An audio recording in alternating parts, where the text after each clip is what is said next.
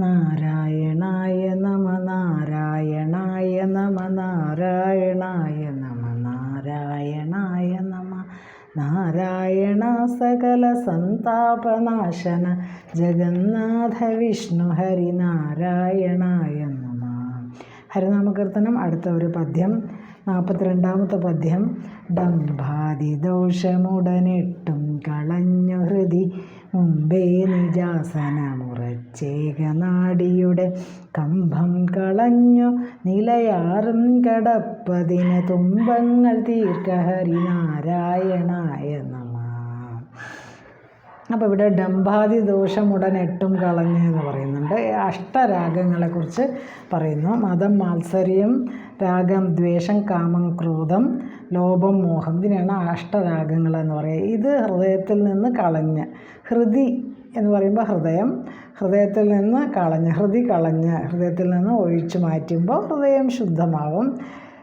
മുമ്പേ ആദ്യമായി നിജാസനമുറച്ച്, തനിക്ക് എളുപ്പമായി തോന്നുന്ന ഒരു ഇരിപ്പ് അഭ്യസിച്ച് ഉറപ്പിച്ച്, ഏകനാഡിയുടെ കമ്പം കളഞ്ഞ്, പ്രാണായാമം പരിശീലനം കൊണ്ട് സുഷുമ്ന നാഡിയെ ദൃഢപ്പെടുത്തി പ്രാണനെ അതിൽ പ്രവേശിപ്പിച്ച്, നിലയാറും കടപ്പതിന്, ആധാരങ്ങൾ, അതായത് ഷഡാധാരങ്ങൾ എന്ന് പറയും. മൂലാധാരം, മണിപൂരകം, സ്വാധിഷ്ഠാനം, മണിപൂരകം, മൂലാധാരം, സ്വാധിഷ്ഠാനം, മണിപൂരകം, പിന്നെ അനാഹതം, ആജ്ഞാചക്രം, വിശുദ്ധി ചക്രം, പിന്നെ ആജ്ഞാചക്രം, അതിന് മുകളിലാണ് സഹസ്രാരപത്മം. ഇങ്ങനെ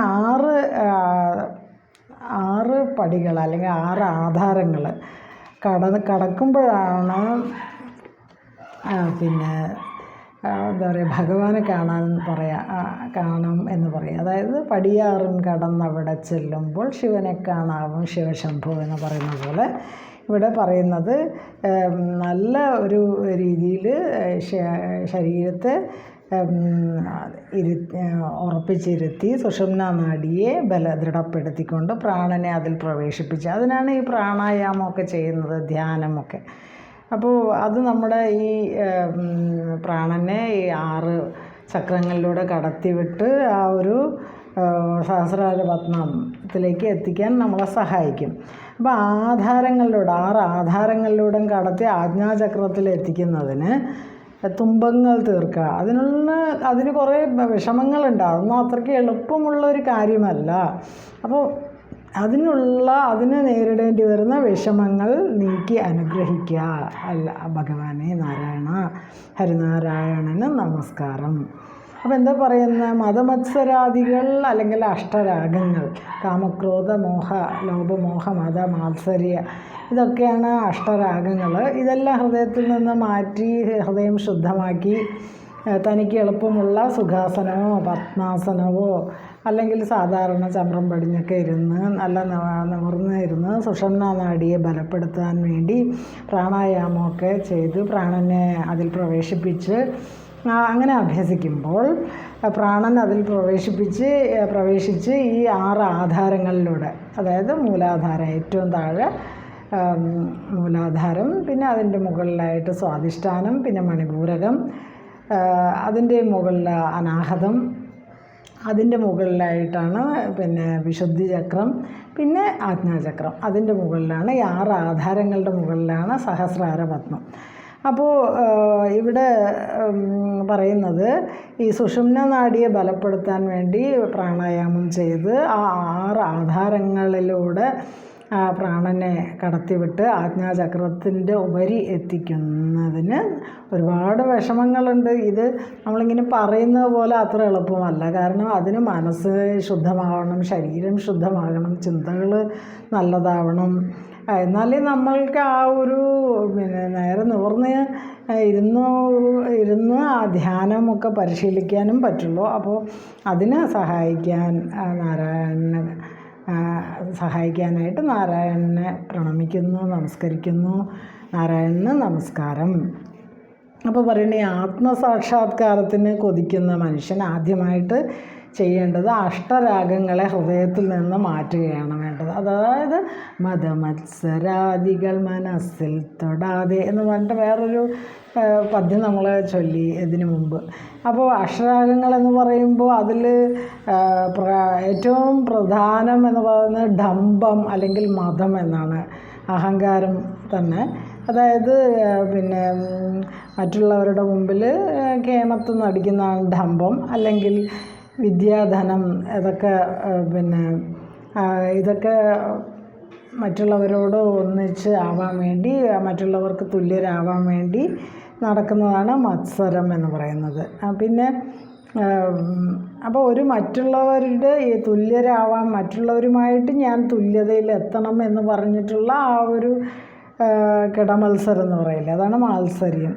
ഇനി ചില വ്യക്തികളോടോ ചില സാധനങ്ങളോടോ ഉള്ള അമിതമായിട്ടുള്ള ഒരു ഇഷ്ടത്തിനെയാണ് രാഗം എന്ന് പറയുക. ഇനി ശത്രുക്കളോട് ഉള്ള ഒരു ശത്രുനാശത്തിന് കൊതിക്കുന്ന ബുദ്ധിയെയാണ് ദ്വേഷം എന്ന് പറയുന്നത്. ഇനി ശാരീരിക സുഖങ്ങൾക്കുള്ള അഭിലാഷമാണ് കാമം. ഇനി കാമം സാധിക്കാതെ വരുമ്പോഴുള്ള ഒരു ബുദ്ധിയുടെ ക്ഷോഭത്തിന് ക്രോധം എന്ന് പറയും. ഇനി കിട്ടിയത് കൈവിട്ട് പോകരുത് എന്ന ചിന്തയാണ് ലോഭം. അപ്പോൾ പിന്നെ ലോഭം ഒരു പിശുക്കിൻ്റെ ഒരു അവസ്ഥയാണ്, അതുകൊണ്ട് പിശുക്കും കൂടെ കാണിക്കും. ഇനി പിന്നെ ആ ഹിതവും അഹിതവും, എന്താണ് ശരി എന്താണ് തെറ്റ്, അതാണ് ഹിതം അല്ലെങ്കിൽ അഹിതം. ഹിതവും അഹിതവും, ശരിയും തെറ്റും, നല്ലതും ചീത്തയും. അത് ഹിതത്തെ അഹിതമായും അല്ലെങ്കിൽ അഹിതത്തെ ഹിതമായും. ഹിതം എന്താണ് എന്ന് പറയുമ്പോൾ നമ്മൾ ചെയ്യേണ്ടത് എന്താണ്, ശരി അല്ലെങ്കിൽ ശരി തെറ്റെന്ന് പറയാം, ഹിതം അഹിതം. ഇപ്പം ശരിയും തെറ്റും അല്ലെങ്കിൽ ശരിയെ തെറ്റായിട്ടും തെറ്റിനെ ശരിയായിട്ടും കാണുന്നത്, അങ്ങനെ കാണുന്നതിനെയാണ് നമ്മൾ മോഹം എന്ന് പറയുന്നത്. അപ്പോൾ മോഹത്തിൽ മറഞ്ഞു കിടക്കുന്നു നമ്മൾ മായ കൊണ്ടെന്ന് പറയും. അതായത് ശരിയെ തെറ്റാണെന്ന് വിചാരിക്കുക, തെറ്റിന് ശരിയെന്ന് വിചാരിക്കുക. അങ്ങനെയാണല്ലോ സമൂഹത്തിൽ എന്തെല്ലാം കാര്യങ്ങളാണ് നടക്കുന്നത്. കാരണം തെറ്റായ കാര്യം ശരിയെന്ന് അവർ സ്വയം വിചാരിക്കുകയാണ്, ശരിയായ കാര്യത്തിന് തെറ്റ് എന്ന് അവർ സ്വയം വിചാരിക്കുകയാണ്. മറ്റുള്ളവരുടെ കാഴ്ചപ്പാടിൽ അത് ശരിയാണോ അത് തെറ്റാണോ എന്ന് അറിയുന്നില്ല. അപ്പോൾ ഇവിടെയാണ് പിന്നെ തനിക്ക് എന്താണോ തോന്നുന്നത് ശരിയെന്ന് തോന്നുന്നത് ശരി, അല്ലെങ്കിൽ തനിക്ക് തെറ്റെന്ന് തോന്നുന്നത് തെറ്റ്. അങ്ങനെയല്ല, ശരിയായിട്ട് ശരി ഏത് തെറ്റേതെന്ന് അറിയാൻ കഴിയാത്ത മനസ്സിൻ്റെ അവസ്ഥ, അതിനാണ് മോഹം എന്ന് പറയുക. അപ്പം ഇതെല്ലാം നമ്മുടെ ഉള്ളിൽ വിവേകത്തെ കെടുത്തുന്നു എന്ന് പറയുന്നു. അങ്ങനെ സത്യത്തെ കാണാനുള്ള ബുദ്ധി ഇല്ലാതെയാവും. അങ്ങനെ അന്തർമുഖം ത്വം നേടണമെങ്കിൽ ഈ ചിത്തശുദ്ധി നേടണം. അതിനാണ് നമ്മൾ നാമജപങ്ങളെന്ന് പറയുക. ചിത്തം ശുദ്ധീകരിക്കുന്നതോടുകൂടി ധ്യാന യോഗത്തിന് മനസ്സ് പരിശീലിക്കണം. അങ്ങനെ ധ്യാനം ചെയ്ത് കിട്ടുന്ന മനസ്സ്. അപ്പോൾ ആദ്യം ചിത്തശുദ്ധി നേടണം. അതിനും ധ്യാനം നല്ലതാണ്, അല്ലെങ്കിൽ അതിന് നാമജപങ്ങൾ നല്ലതാണ്. അങ്ങനെ മനസ്സ് ശുദ്ധിയാവുമ്പോൾ കുറച്ച് ധ്യാനം പരിശീലിക്കുമ്പോൾ അങ്ങനെ ഒരു സ്ഥലത്ത് ഇരുന്ന് ആ ഒരു ഇരിപ്പ് ഉറച്ചു കിട്ടുന്നു. അങ്ങനെ കുണ്ടലിനി ശക്തിയെ ഉണർത്താൻ, ആ കുണ്ടലിനി ശക്തി മൂലാധാരത്തിൽ നിന്ന് 6 ആധാരങ്ങളിലൂടെ കടന്നുപോയി സഹസ്രാര പത്മത്തിലേക്ക് എത്തുന്ന ആ ഒരു അപ്പോഴാണ് സത്യ അനുഭവം ഉണ്ടാകുന്നത്. അപ്പോൾ ഈ ഏകനാഡിയുടെ കമ്പം കളഞ്ഞ് നിലയാറും കടക്കൽ. അപ്പോൾ ഈ ഏകനാഡി എന്ന് പറയുന്നത് സുഷുമ്ന നാഡി വഴിയാണ് ഇത് മുകളിലേക്ക് ഈ കുണ്ടലിനി ശക്തി കയറുന്നത്. അപ്പോൾ കുണ്ടലിനി യോഗത്തിൻ്റെ വിവരണങ്ങൾ കുറച്ചൊക്കെ ഇതിനു മുമ്പ് പറഞ്ഞിട്ടുണ്ടായിരുന്നു. അപ്പോൾ ഇങ്ങനെ കുണ്ടലിനി ശക്തിയെ ഉണർത്തി ആ പൂർണ്ണ സത്യ അനുഭവം നേടാൻ കുറച്ച് പ്രയാസമാണ്. അത് അത്ര എളുപ്പമുള്ള കാര്യമല്ല. നമ്മളൊക്കെ പടി 6 കടന്നാലല്ലേ അവിടെ എത്തുള്ളൂ. നമ്മളൊക്കെ പടി 1 നിൽക്കുന്നത്. അപ്പോൾ ഈ പടി 1 എന്ന് പറയുന്നത് നമ്മളൊരു ക്ഷേത്ര ദർശനമായിട്ട് ബന്ധപ്പെട്ടാണ് പടി 1 എന്ന് നമുക്ക് വേണമെങ്കിൽ പറയാം, നമുക്ക് മനസ്സിലാവാൻ. അപ്പോൾ ആ ഒരു അതിൽ നിന്ന് അടുത്തൊരു പടികളിലേക്ക് പോകണം. സത്സംഗങ്ങൾ, പിന്നെ അതുപോലെ നാമജപങ്ങൾ, പിന്നെ അതുപോലെ ധ്യാനം, മെഡിറ്റേഷൻ, ഇതൊക്കെ അടുത്ത പടികളാണ്. അതിലൂടെയൊക്കെ കടന്നു പോയാലേ ആ ഒരു ഈശ്വര അനുഭവം ഉണ്ടാവുകയുള്ളൂ. അങ്ങനെ പൂർണ്ണ സത്യ അനുഭവം നേടാൻ, എല്ലാ വിഷമങ്ങളും അകറ്റാൻ ഭഗവാനെ അനുഗ്രഹിക്കണേ എന്നാണ് ആ ഒരു ശ്ലോകത്തിൻ്റെ അർത്ഥം. അതായത് ഈ പദ്യം പറയുന്നത് മതമത്സരാദികൾ ഹൃദയത്തിൽ നിന്ന് അകറ്റി തനിക്ക് എളുപ്പമായിട്ട് തോന്നുന്ന ഒരു സ്ഥലത്ത് ഇരിപ്പുറപ്പിച്ച് പ്രാണായാമം കൊണ്ട് സുഷുമ്നാ നാഡിയിലൂടെ മൂലാധാരത്തിൽ നിന്ന് 6 ആധാരങ്ങളെയും ഭേദിച്ച് പ്രാണനെ അതിൽ പ്രവേശിപ്പിച്ച് അതിനെ 6 ആധാരങ്ങളിലൂടെ കടത്തിവിട്ട് അതിനെ ആജ്ഞാചക്രത്തിൻ്റെ ഉപരിയായിട്ട് എത്തിക്കുന്നതിന് ഉള്ള വിഷമങ്ങൾ നീക്കി അനുഗ്രഹിക്കണേ നാരായണ, അതിനനുഗ്രഹിക്കണേ നാരായണ, നമസ്കാരം. ഇതാണ് ആ ഒരു പദ്യത്തിൻ്റെ അർത്ഥം കേട്ടോ. ഇനി അപ്പോൾ ഇതൊക്കെ യോഗയൊക്കെ പ്രാക്ടീസ് ചെയ്യുന്നവർക്ക് ഇതൊക്കെ കുറച്ച് എളുപ്പമാണ്. ഈ ഒരു എന്താ പറയുക, ഷടാധാരങ്ങൾ കടന്ന് പോകുന്നതെല്ലാം പെട്ടെന്ന് അതിലേക്ക് എത്തുന്ന ഒരവസ്ഥയിലേക്ക് ആ ഒരു യോഗയൊക്കെ പ്രാക്ടീസ് ചെയ്യുന്ന ആൾ കുറച്ച് എളുപ്പമായിട്ട് മാറും. ഇനി കുണ്ടലിനി പ്രാണൻ സുഷുമ്ന വഴി കടന്നു പോകുമ്പോൾ ആ യോഗിക്ക് ആശ്ചര്യമായിട്ടുള്ള പല അനുഭവങ്ങളും ഉണ്ടാവുമെന്ന് അടുത്ത ഒരു പദ്യം പറയുന്നുണ്ട്. അപ്പോൾ ഈ ഒരു പദ്യം ഒന്നും കൂടെ വായിക്കാം.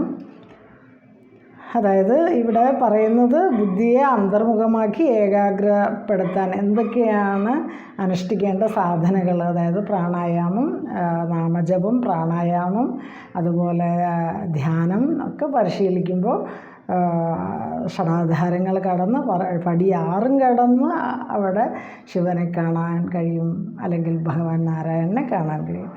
ഡംബാദിദോഷമുടനെട്ടും കളഞ്ഞു ഹൃദി മുമ്പേ നിജാസനമുറച്ചേകനാടിയുടെ കമ്പം കളഞ്ഞു നിലയാറും കടപ്പതിന് തുമ്പങ്ങൾ ദീർഘഹരി നാരായണായ നമ, നാരായണായ നമ, നാരായണായ നമ, നാരായണായ നമ, നാരായണായ നമ, നാരായണ സകല സന്താപനാശന ജഗന്നാഥ വിഷ്ണു ഹരി നാരായണായ നമ.